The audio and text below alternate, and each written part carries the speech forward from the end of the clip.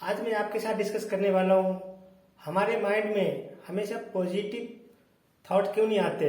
कभी कभी हमारे माइंड में ईर्ष्यालु भरा थॉट हमारे माइंड में क्यों आती है, तो इस पर डिस्कस करते हैं। कभी कभी आपने ऐसा सोचा होगा या देखा होगा अपने आसपास में कि किसी के माइंड हमेशा ईर्ष्या से भरा होता है। किसी के घर में कुछ फंक्शन हुआ, किसी घर में कोई नई गाड़ी आई या किसी के घर अच्छे बन गए उसके घर से, तो उसके मन में हमेशा ईर्ष्या की भावना आती है कि उसके घर देखो कितने अच्छे बन गए, उसकी गाड़ी देखो कितनी अच्छी है, मैं आज भी साइकिल से घूम रहा हूँ, मेरे घर आज भी वैसे ही छोटी सी झोपड़पट्टी से बने हैं, लेकिन उसके घर देखो हमारे पास में कितने अच्छे घर बन गए। किसी की गाड़ी अच्छी आ गई तो सोचने लगते हैं कि देखो उसकी गाड़ी कितनी अच्छी है, कितनी बड़ी गाड़ी लाया है, और आज तक मैं उसी साइकिल और मोटरसाइकिल पुराने वाले से चल रहा हूँ। तो मेरे मन में ऐसी ईर्ष्या वाली भावनाएं आने लगती है।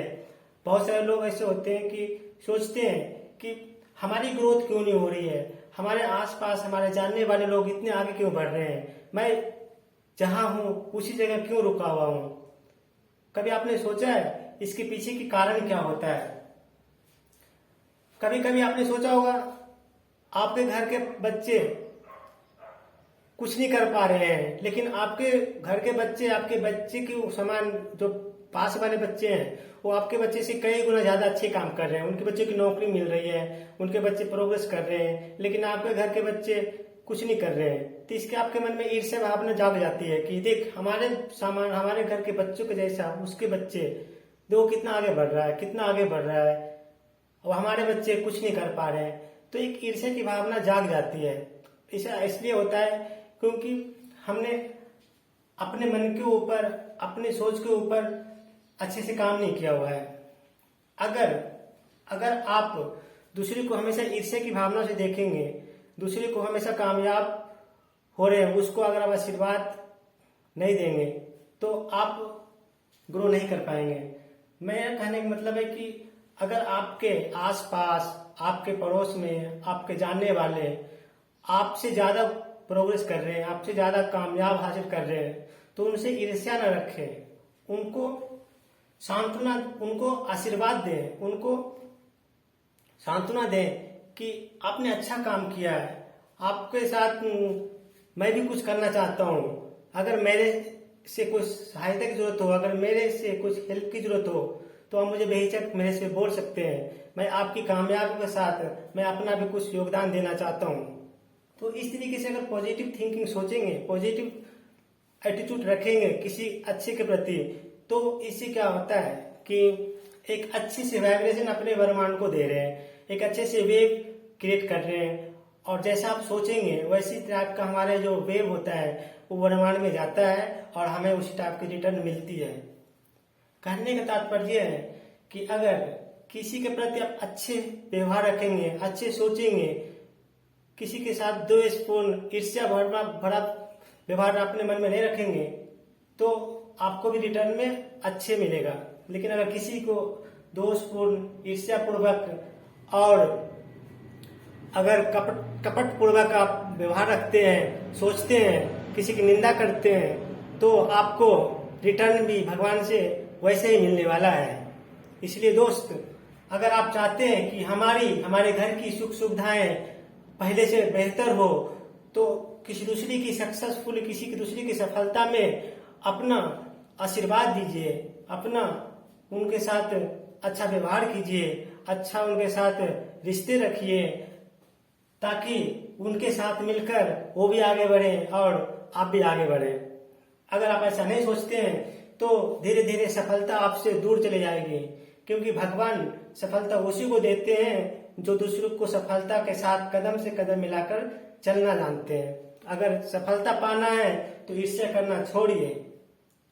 ईर्ष्या छोड़ेंगे तो आपके मन में सद्बुद्धि आएगी, आपके मन में अच्छे विचार आएंगे, अच्छे विचार के साथ साथ आपके अच्छी थिंकिंग बनेगी, सोच बनेगा, और पॉजिटिव इन्वायरमेंट क्रिएट होगा, पॉजिटिव वाइब्रेशन क्रिएट होगा, जिससे कि आप अच्छे और ग्रोथ कर पाएंगे।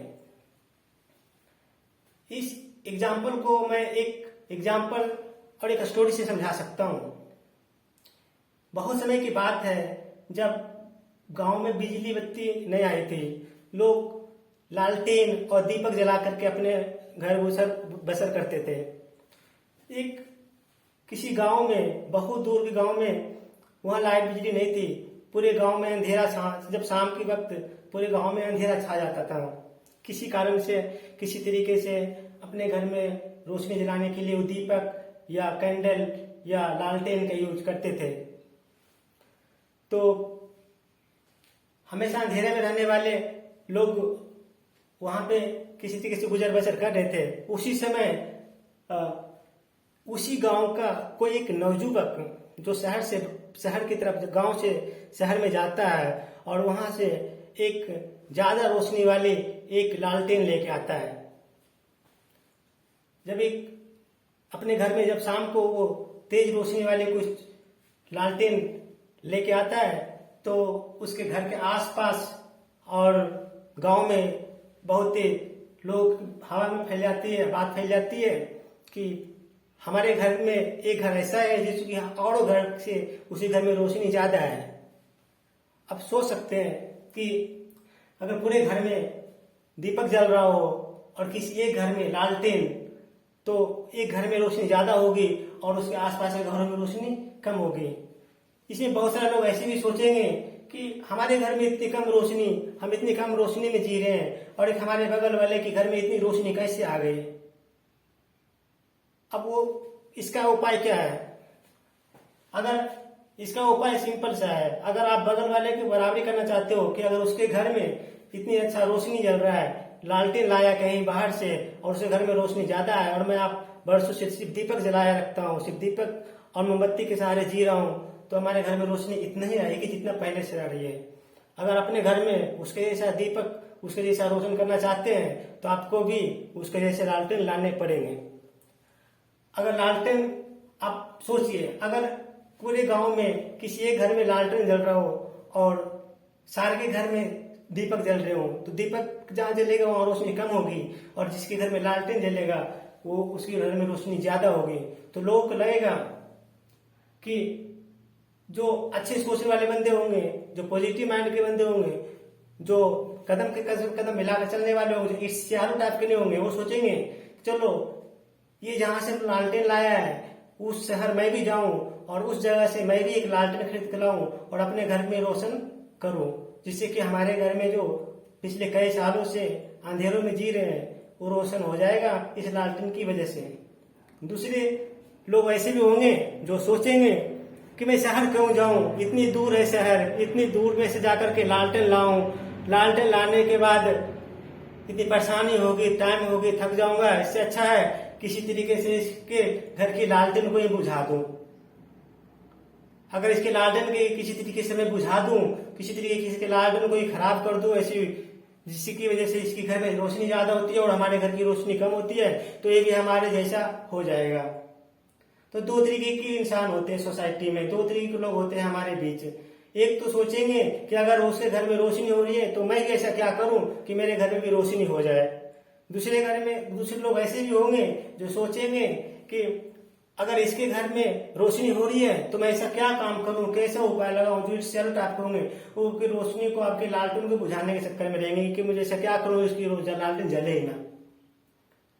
तो यही होता है सोच और सोच का फर्क। जो इंसान किसी दूसरे को ईर्ष्या की भावना रखता है, ईर्ष्या की भावना से अगर वो समझता है, वो इंसान कभी ग्रोथ नहीं करेगा, कभी ग्रो नहीं करेगा अपनी लाइफ में, कभी जीवन में कुछ अच्छे अचीवमेंट नहीं कर पाएगा। इसलिए अगर किसी के साथ में कोई ग्रो कर रहा है, कोई आगे बढ़ रहा है, तो उसकी साथ दीजिए, उसको आशीष दीजिए, उसको आशीर्वाद दीजिए, उनकी ग्रोथ में अपने कुछ कंट्रीब्यूशन दीजिए, अपने सहयोग कीजिए, ताकि उनके साथ साथ आप भी अपने लाइफ में आगे बढ़ें। तो यहाँ पे जो सबसे इम्पोर्टेंट होता है वो माइंड की थिंकिंग की और आपकी सोच पर निर्भर करता है।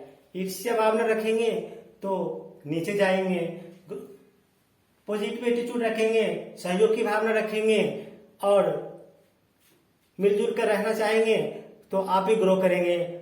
आपके साथ और भी लोग ग्रो कर रहे हैं, उनके साथ आप भी ग्रो कर जाएंगे। तो बस यही है कि ईर्ष्या की भावना कम कीजिए और जो हाँ जो सफलता मिल रहा है, जो जो आगे बढ़ रहा है, उसके साथ में साथ कदम मिला करके आप भी आगे बढ़िए। आशीर्वाद दीजिए, मिलजुल बढ़ाइए और खुश रहिए। Thank you.